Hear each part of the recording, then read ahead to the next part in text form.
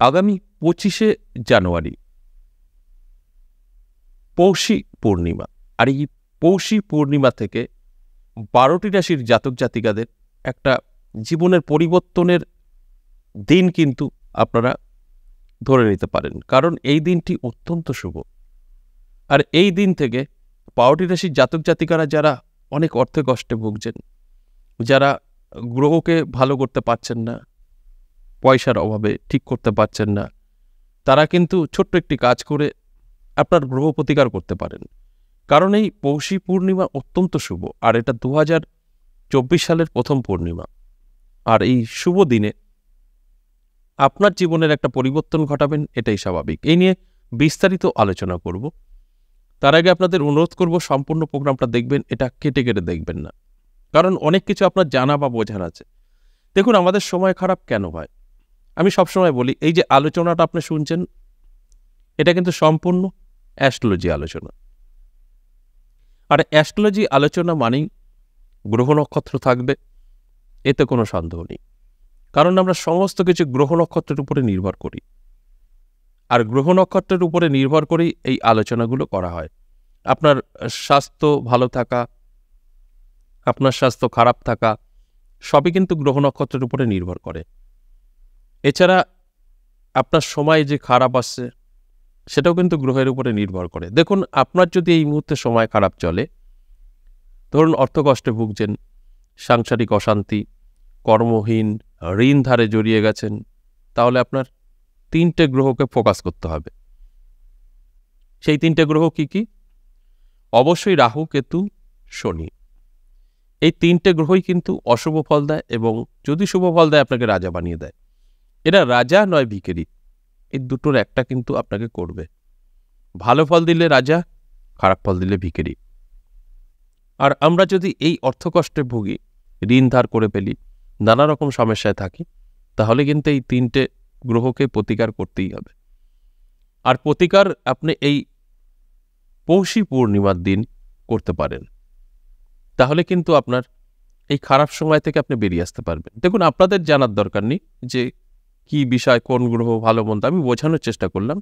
Just এই নিয়মটা মেনে চললে আপনাদের কিন্তু সময় খারাপটা কেটে যাবে, ভালো সময় আসতে পারে। আর যারা খরচ করতে পারবেন তাদেরকে অনুরোধ করব, এই পৌষী পূর্ণিমা অত্যন্ত শুভ। এই দিন আপনারা নবগ্রহ কবচ তৈরি করিয়ে নিতে পারেন। এই দিন যদি আপনারা নবগ্রহ কবচ তৈরি করিয়ে নিতে পারেন, আপনাদের কিন্তু 9টা গ্রহ ভালোভাবে আপনাদের গাইডে চলে আসবে।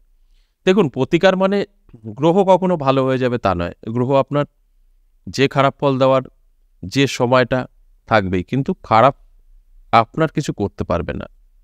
আপনার শীত লেগেছে, সোয়েটার গায়ে দিয়ে নিয়েছেন।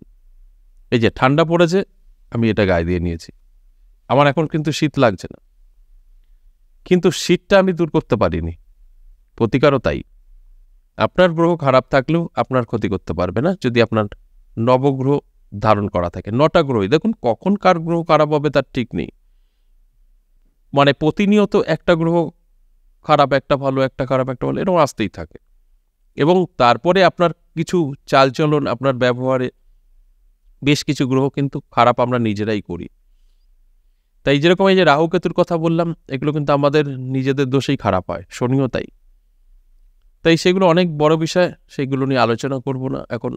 শুধু আমি বলতে চাই, 12টি রাশির জন্য এই আলোচনা। 12টি রাশির জাতক জাতিকারা যারা ভীষণ খারাপ অবস্থায় আছেন, গ্রহের কোপে পড়ে আছেন, যারা পারবেন এই পূর্ণিমায় অবশ্যই যোগাযোগ করে আমার সাথে নবগ্রহ কবচ ধারণ করতে পারেন। স্টোনের তুলনায় অনেক কম দাম, আমি স্টোন বলবো না নিতে, স্টোন বহুমূল্য, অনেক কম দাম। একটা কবচ ধারণ করলে 9টা গ্রহ আপনার কন্ট্রোলে থাকবে এবং লাইফ টাইম।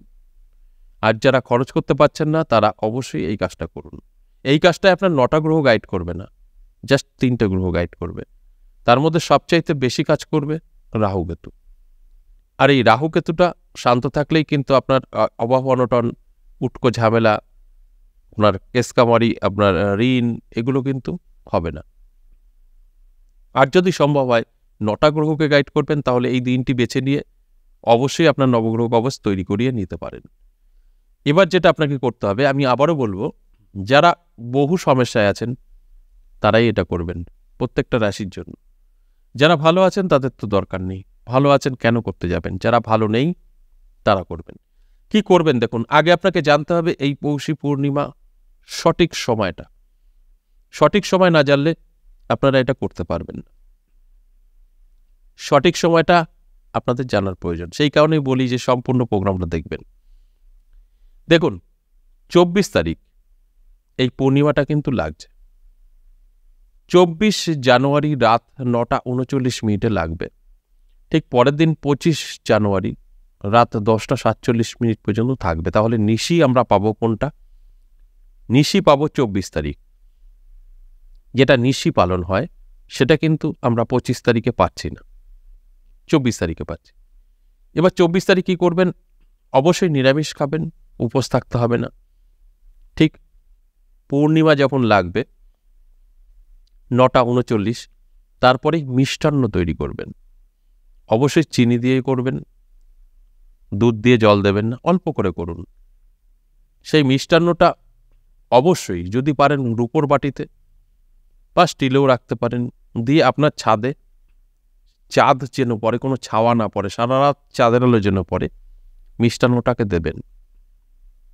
তার আগে রূপো দিয়ে 2 ইঞ্চি বাই 2 ইঞ্চি একটা রূপোর পাত বানাবেন, এরকম চারদিকে চৌকো 2 ইঞ্চি 2 ইঞ্চি। ওই রূপোর পাতটা মিষ্টান্নর পাশে কলা পাতা পেতে, তারপরে মিষ্টান্নর বাটি দেবেন, পাশে কলা পাতা পেতে ওই রূপোর পাতটা রাখবেন। রেখে চন্দ্রদেবের কাছে আপনার মনস্কামনা বলবেন। বলে মানে যেরকম আমরা পুজো দেই প্রসাদ, কোনো ফুল দেওয়ার দরকার নেই, মানে খেতে বলবেন, প্রসাদটা গ্রহণ করতে বলবেন চন্দ্রদেবকে হাত জোর করে। তারপরে ওখান থেকে নেমে আসবেন। এটা পূর্ণিমা লাগার পরই বানাবেন এবং দিয়ে দেবেন। সারা রাত প্রসাদটা থাকবে এবং আপনার ওই রূপোর পাটটাও থাকবে। সকালবেলা স্নান করে নিয়ে প্রসাদটা জলে কোথাও দিয়ে দেবেন, কেউ খাবেন না। আর ওই পাটটা আপনার কাছে রেখে দেবেন। সর্বদা সেই দিন থেকে পকেটে রাখবেন, ভুলেও বার করবেন না। যেখানে যাবেন প্যান্ট চেঞ্জ হবে, ওটা আবার অন্য পকেটে নিয়ে নেবেন, সবসময় চেঞ্জ হতে থাকবে। আর যদি আপনার মানি পার্স পিছনের পকেটে না রাখেন, সাইডের পকেটে রাখেন, তাহলে মানি পার্সে রাখবেন। পিছনে রাখলে মানি পার্সে রাখবেন না। আর যারা মহিলারা করবেন তারা তাদের পার্সে রাখতে পারেন, সবসময় পার্সটা হাতে রাখবেন। বাস, এটা উভয়ই করতে পারেন, নারী পুরুষ। তবে আপনাকে ফলো রাখতে হবে, এই পাত কখনো পিছনের পকেটে রাখবেন না, এই পার্সের মধ্যে ভরে। আপনি বুক পকেটে রাখতে পারেন, সবসময় প্যান্টের পকেটে রাখতে পারেন। এটা মিনিমাম 6 মাস আপনার কাছে রাখবেন। তারপর থেকে কিন্তু আপনার এই রাহুকেতু শান্ত হবে এবং শনিও আপনার শান্ত হবে। তারপরে কি হবে? আপনার ঋণ ধার কমে যাবে, কর্মের একটা উন্নতি পাবেন, সংসারে শান্তি থাকবে, সব কিছু আপনি পাবেন। এবার এর পরবর্তী সময় যদি আবারও অন্য কোনো গ্রহ খারাপ হয় তাহলে তো কিছু করার নেই, আবারও সমস্যা তৈরি হবে, সেটা পরের প্রশ্ন। এখানে তো সবকটা গ্রহ আপনার গাইড করবে না, জাস্ট রাহু কেতু শনি এই রূপ দিয়েও করা যায়, কিন্তু সিস্টেমেটির মধ্যে। সিস্টেম ছাড়া কাজ হবে না, কারণ সিস্টেম আপনাকে জানতে হবে। দেখুন কলেজ স্ট্রিট বা যেখানে বই বিক্রি হয়, বহু বই আছে, বইতে হাজারো মূল্যবান মন্ত্র আছে, কিন্তু সেই মন্ত্র তখনই কাজ করবে যখন মন্ত্রটা জাগানো হবে। না জাগালে ওই বইয়ের কোনো মূল্য নেই। ওই বই, আমি কিন্তু তন্ত্র সাধক এবং তন্ত্র বহু কাজ করি, তাই তন্ত্রেরও কিছু বই আছে, সেই বইগুলো কিন্তু আপনারা অনেক দেখেন হাটে বাজারে, আপনারা পড়ুন তো, পড়ে কাজ করুন তো, কিচ্ছু হবে না, ওটাকে জাগাতে হবে। তাই আপনার রূপো, অনেকেই ভাবছে যে রূপোর পাতে তো আমার ঘরে আছে, রূপো তো আমি চেন পরে আছি, বালা পরে আছি। না, এটা তৈরি করতে হবে। ঠিক এইভাবে করলেই কাজ করবে, শুধু রূপো কোনো কাজ করবে না। তাই বুঝতে হবে, সঠিকভাবে করুন, বিশ্বাস নিয়ে করুন, অবশ্যই আপনার এই গ্রহ যে কুপ্রভাব থেকে বেরিয়ে আসতে পারবেন। আর যদি সম্ভব হয়, আমি বলবো একটা করে নবগ্রহ কবচ ধারণ করুন, এই দিন তৈরি করিয়ে নিন, অত্যন্ত শুভ সময় থাকছে। আজ এ পর্যন্তই, আবারও আসবো নেক্সট ভিডিও নিয়ে। ততক্ষণ ভালো থাকুন, নমস্কার।